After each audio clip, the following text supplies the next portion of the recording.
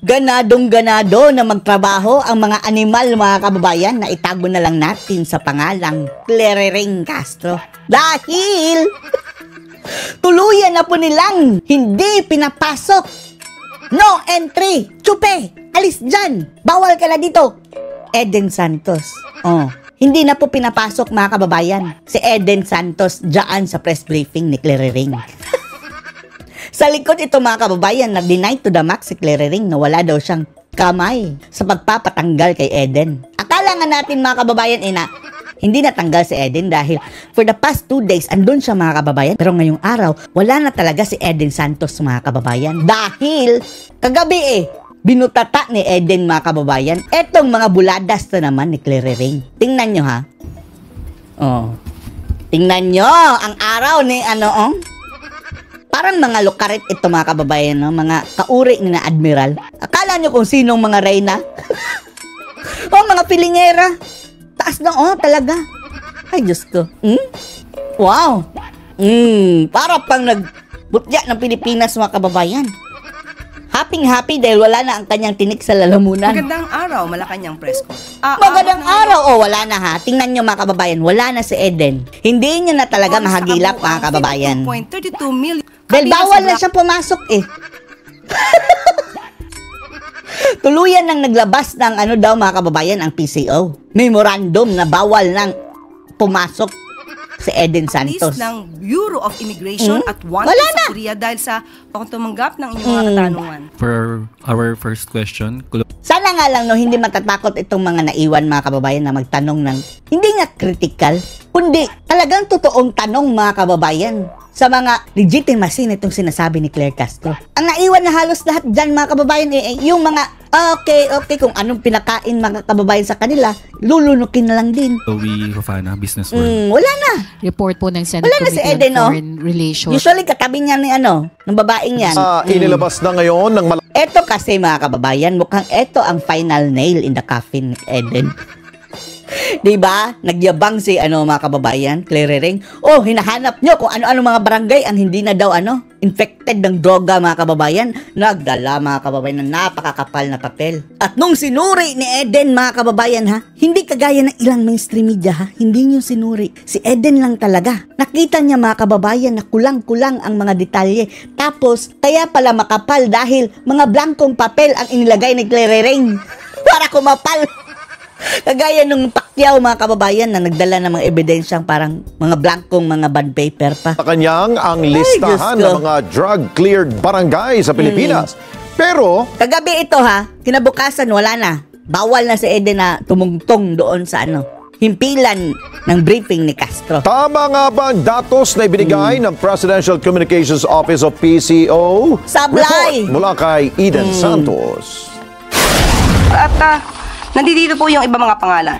Ang dami, mga kababayan, Yun pala, blankong papel daw.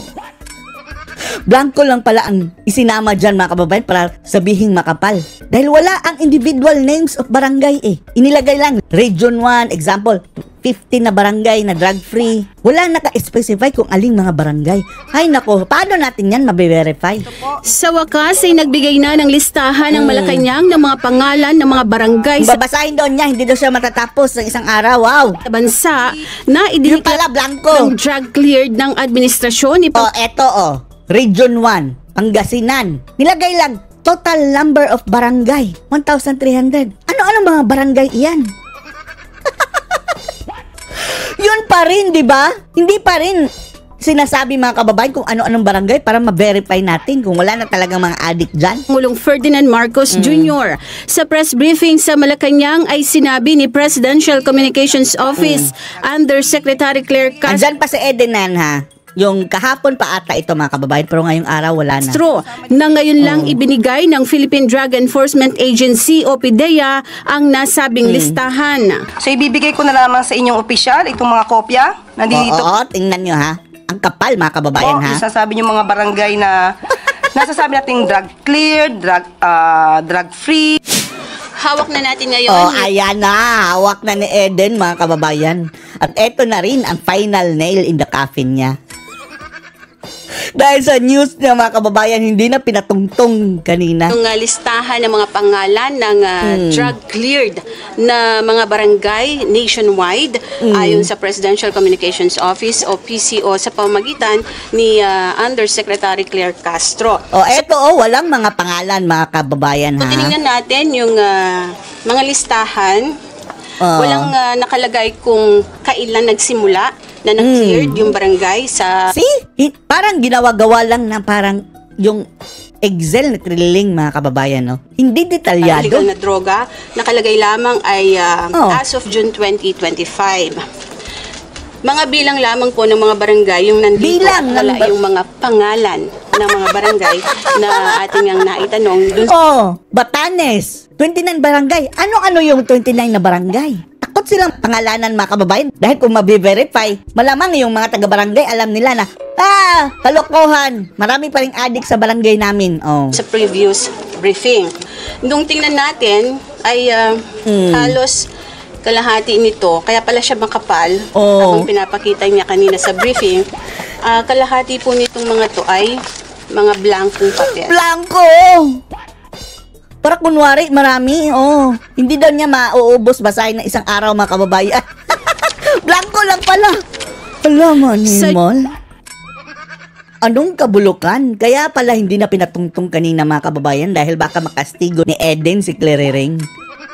Wala talagang nagbalita niyan mga kababayan na iba. Si Eden lang mga kababayan ang naglakas ng loob na ibisto itong mga blanco. Etong detalye ni Claire Castro na kaduda-duda. July 3, 2025 press briefing ay ipinagmalaki ni Castro na nasa 4,027 barangays na ang cleared sa illegal na droga. Mula July 1, 2022 hanggang May 31, 2025, umabot na sa 4,027 barangays. Bakit din yan siya masalita mga kababayan? Parang yung pet ng manok mga kababayan. Ganyan. Ang naideklarang cleared sa illegal drugs. Ito ay sa ilalim ng Barangay Drug Clearing Program. Pero taliwas ito sa bilang ng mga barangay na nakalagay sa ibinigay na kopya ni Castro mula sa PIDEA. Sa datos ng PIDEA as of June 2025, nasa 25,061 barangays ang Bakit iba-iba ang data? drug cleared sa buong Anong bansa. kaululan? Bukod pa ito sa mga barangay na idineklarang drug-free ng PIDEA. Napakarami po at hindi ko po ito mababasa sa inyo. Mauubos po ang araw natin. Hindi mo mauubos kalahati daw niyan mga kababayan, blankong papel. Nakakahiya itong mga kasinungalingang ng mga animal, no? Deception ito mga kababayan. Deception. Matindi pa ito sa fake news. Deception. Kung mabasahin ko sa inyo bawat isa. Ang tanong, Blanco nga! Anong mababasa mo doon sa kalahati dyan sa hinahawak mo na dokumento, walang laman? saan kinuha ng PCO ang listahan ng 4,027 barangays na drug cleared? Hoy, mag-usap kayo ng PIDEA, Claire Ring.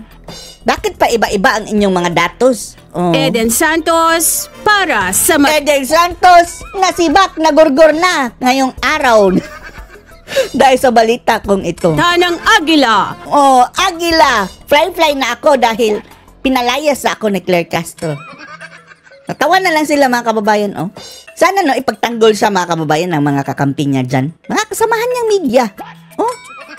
Kung sa panahon ni Duterte yan nangyari mga kababayan, ang sigaw nila, patay ng demokrasya, patay ng demokrasya. Pero ngayon, okay lang. Tanang Agila. Matatag, matapang, matapat. Matapat! At nasibak dahil kay Claire Ring. Sa pagkakakita ko, nabalita kasi, di ba? May letter din naman si Secretary J. Ito na, tuwan-tuwa siya mga kababayan. Ngayon, interview niya. Dahil hindi na pinapasok Pero at that time na binigay niya yan, wala akong kopya Wow. So malinaw, As if naman, sa news. so malinaw ang point mo is wala kang kinalaman. Ulol ang nagsabing wala siyang kinalaman mga kababayan. Ulol lang ang maluloko mo niyan, Claire Ring. Sa pagpapaalis kay Santos kasi ang nakikita lang ng mga viewers natin yung palagi ninyong kasi pag nagtanong itong si Santos parang negative palagi nakikita naman na Hindi nga negative. Hindi naman negative. Negative ba yung ano-ano ang mga barangay na mga drug free na? Negative ba yan? Clarification lang yan. Natutuhog lang niya, mga kababayan, ang mga kasinungalingan ni Castro. Pero siyempre, reporter yan. Karapatan naman niyang magtanong o anong gusto niyang itanong, hindi ho ba? So walang connect doon sa palagi ninyong nagtitrending na sagutan. Malamang connect talaga Yusek. doon. Hindi ko alam kung bakit siya nagtitrending. Really? Dahil natutuhog ka eh. Sunog ka lagi. Hindi on my part, hindi sa akin para mag-trending Hindi sa akin. Oh, ganyan talaga ng mukha, mga kababayan. No? yun. Siguro part nila para mag-trending yun. Alam mo yan, parang ginagawan talaga ng angulo para mag-trending. But for me, kahit sino Ito no, lagi ring sinisipon, mga kababayan, no? Anong pinagsisingot-singot mo na ano? Bakit lagi kang may sipon? Dust? Baka nakakasingot ng mga alikabok, mga kababayan. So sa akin, kahit si Ivan, kahit si Pia, mas mahirap ang tanong nila, Pia, talaga mag-iisip ka eh, di ba? Alam mong may gusto lang kunin na sagot. Di para mag-trend. Nag-iisip ka pa rin ba? Ang lahat ng mga sagot nito, mga kababayan, baliktarin mo. Oh, yan ang totoo. Nagayan din ng bangag.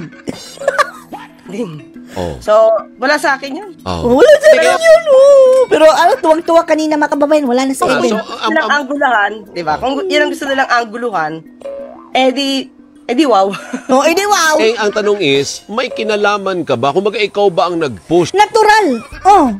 Siya ang kaharap na Eden araw-araw. Natanggalin yung Santos na yan sa Malacanang press corps o wala kang kinalaman dun? Ulol! Walang kinalaman. Yan ay move ni Secretary J. Ruiz. Siguro kung walang ganun nangyaring insidente, actually ito yan, Alvin. Nung nagkaroon ng pagsusunog ng mga illegal na droga sa Tarlac, wala kasi naman ako doon. Di ko naman alam yung nangyayari sa kanila doon eh. So, yung insidente na yon, wala akong kaalam-alam doon. So, bakit ko naman siya ipupush tanggalin doon? Oh, correct. Isipin nyo na lang, mga kababayan, ha, kung ang sinasabi nilang binreach na protocol ni Eden Santos ay ang paglapit sa Pangulo. Andyan ba si Bangag, mga kababayan, sa press briefing? Kung gusto nilang parusahan, mga kababayan, si Eden, wag nang palapitin kay BBM. Ang andyan is Clary Castro. Make sense? So meaning, sila ang may ayaw kay Eden, mga kababayan. Dahil hindi naman si BBM ang nandyan eh. Ang dapat sana ginawa nila nila mga kababayan, kung yun ang ginagamit nilang dahilan. Palusot lang yun, mga kababayan eh. From now on, hindi na makakalapit si Eden kay BBM. Pero anong kinalaman dyan? Dyan sa kay Clary, mga kababayan, wala naman dyan si BBM, mga ulul. Eto mga gunggong na to, mga kababayan. Akala nila hindi nag-iisip ang mga Pilipino, no? So ano masasabi niyo dito, mga kababayan, na tinuluyan na talaga nila si Eden Santos? Post, i-comments below.